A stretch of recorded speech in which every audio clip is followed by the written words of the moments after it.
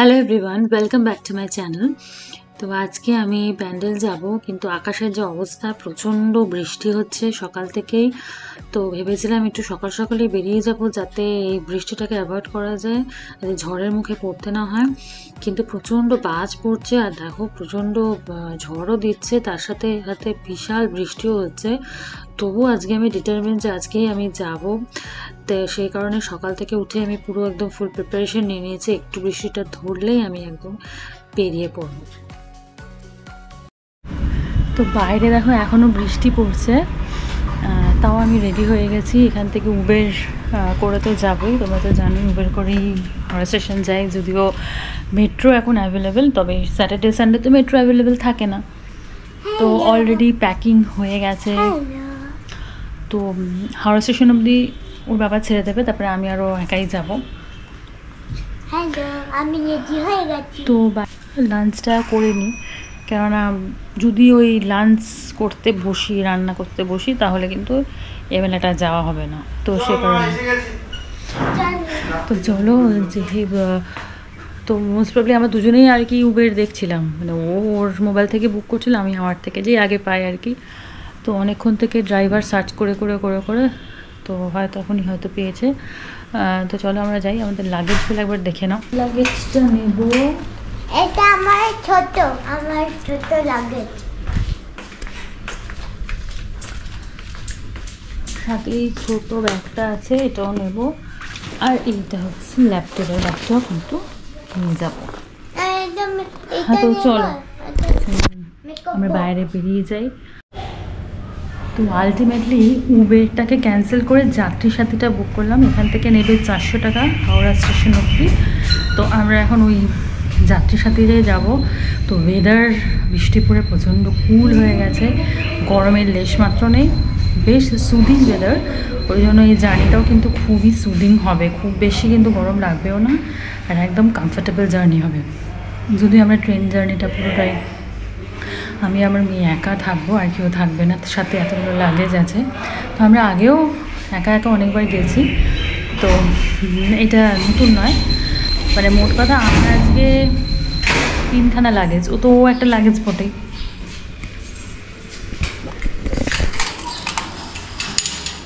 দরজা খুলছে, কালারফুল হয়ে গেছে। উঠে যাও।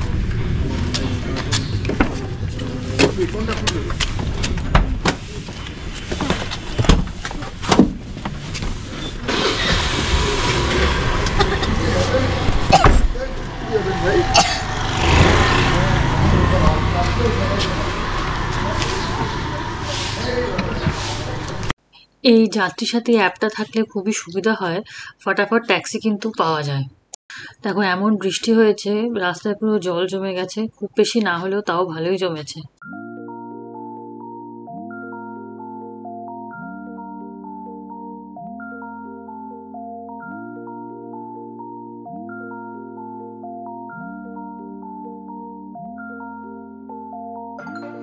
দেখো চিড়িয়াখানার পাশ দিয়ে যাচ্ছি, তো বাইরে এখনো পর্যন্ত মেঘলা ওয়েদার, কিন্তু চিড়িয়াখানার সামনে দেখো বেশ ভালোই ভিড় আছে, দোকানপাট পুরো একদম বহাল তবিতে বসে আছে, লোকজনও কিন্তু যাচ্ছে আসছে, মানে বেড়াতে যাওয়ার কিন্তু কখনো বিরাম নেই।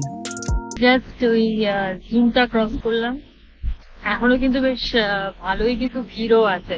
সামনে দেখলাম প্রচুর দোকানপাট, মানে ভিড় আছে বলে এত দোকানপাট আছে, মানে এই গরমের মধ্যেও কিন্তু লোকজন আছে। তবু আজকে ওয়েদারটা কিন্তু খুবই প্লেজেন্ট ওয়েদার, ভীষণই ভালো ওয়েদার, মানে একদমই গরম লাগছে না। যদিও এখন 4টে বাজে, যখন হিট ওয়েভটা যখন ছিল না, তখন 4টের সময় না প্রচন্ড রোদ ছিল আর প্রচন্ড গরম হাওয়া দিচ্ছিল। তো আজকে যেহেতু ওয়েদারটা খুবই ভালো আছে, তো এখন জাস্ট পৌঁছালাম এসপ্ল্যানেডে। তো এখানে না প্রচুর বাস দেখছি, তো বাসগুলো না অনেক লং জার্নির বাস। তো দেখেই না মনে হচ্ছে যে কোথাও ঘুরতে যাই, বাসে করে লং জার্নি করে কোথাও ঘুরতে যাই। বাসগুলো দেখে কিন্তু এরকম মনে হচ্ছে। তো যাই হোক, আমরা তো পুরী যাবোই, ওটা আপকামিং ভিডিও থাকবেই তোমাদের সকলের জন্য।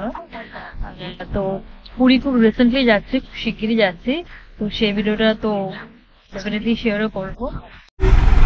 টিকিট কাটা হয়ে গেল, টিকিটটা অনলাইনে বসে বসে ইউটিএস অ্যাপে বসে বসে এখানে কেটে নিলাম। তো হয়ে যাচ্ছি,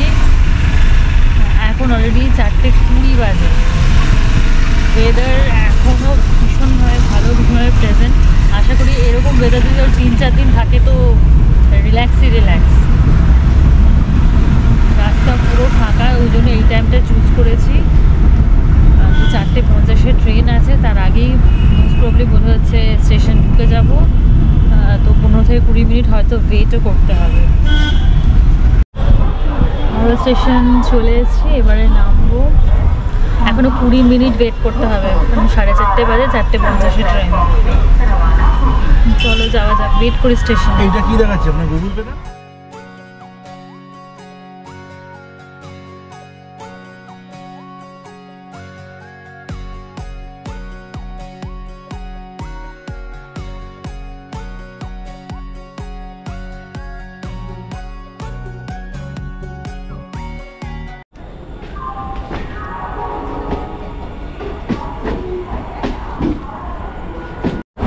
সো আমাদের ট্রেন ঢুকছে, তো প্ল্যাটফর্মে দেখতেই পাচ্ছ। আমরা এই ট্রেনে যাব, তো লেডিস কম্পার্টমেন্টে উঠবো, যেহেতু আমি আর ও আগেই বললাম যে আমরা দুজনেই একা ট্রাভেল করবো আজকে। তো ট্রেন স্টেশনে আগেই ঢুকিয়ে দিয়েছে। চলো আমরা একটা ভালো দেখে সিট নিয়ে আগেই বসে পড়লাম। তো পিছনের কম্পার্টমেন্টটাতে উঠলে কি হয় যে আমার নেমে একদম খুব সুবিধা হয়। তো চলো, ট্রেন এখন পুরো ফাঁকা আছে, একদম আমার পছন্দের সিটটা নিয়ে বসবো। তারপর ট্রেন পুরো এখন আপাতত ভীষণই ফাঁকা।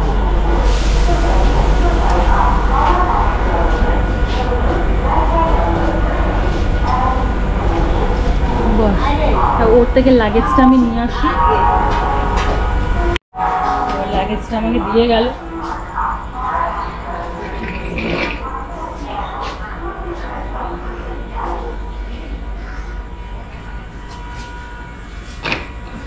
এখানে রেখে দিই।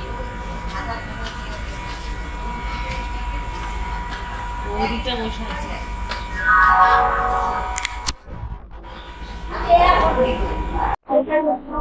ওকে একটা মাজা কিনে দিয়েছো, এখন বসে বসে মাজাটা খাচ্ছে। আমার আগে লাগেজটা এতটা ভারী না, আমি আর উপরে তুলতে পারলাম না, এটা সাইডে রেখেছি। জানি না লোকে অবজেকশন করবে কিনা। তো এই মাত্র হুড়িতে এসে নামলাম, তো আমাকে দেখো বাবা পিক আপ করতে এসছে। চলো বাড়ি চলো। ট্রেনটা যতটা ফাঁকা দেখিয়েছিলাম না, ঠিক ততটাই ভিড় হয়ে গেছিলো, মানে দাঁড়ানোর জায়গা পর্যন্ত ছিল না। তো ঠিক আছে, যাই হোক, আমরা যেহেতু লাস্ট নেমেছি বলে আমাদের অতটা অসুবিধা হয়নি, কিন্তু যারা ওই মিডওয়েতে নেমেছে না, দেখছিলাম তো মারাত্মক ভিড় হয়েছিল। চলো এখন বাড়ি যাই, তারপরে কথা হচ্ছে। চা নিয়ে বসে পড়েছি, এখন একটু রিল্যাক্স করে চা খাবো। তো যদিও জার্নিটা খুব কমফোর্টেবল ছিল, বাট ট্রেনটা প্রচণ্ড ভিড় হয়ে গেছিলো বলে একটু বসার অসুবিধা হচ্ছিল, বিকজ ওই ছোট সিটে 4 জন তো গাদাগাদি করে বসবেই। সেই সঙ্গে সঙ্গে একটা প্রাপ্তি যোগ হয়ে গেল। ওর এই যে একটা এরকম স্কার্ট, সাথে এই টপটা এখান থেকে পেলো, আর এই প্রিন্সেস লেখা আছে দেখো টপের সাথে স্কার্টটা। তার সাথে দেখো সুন্দর একটা কিউটটা ব্যাগ, যেরকম চেন দিয়ে, মানে এটা আমার ঠাকুমা ওকে দিয়েছে। সুন্দর এরকম করে হ্যান্ডের মতো করে নিয়ে যেতে পারবে, আবার এরকম চেনও আছে।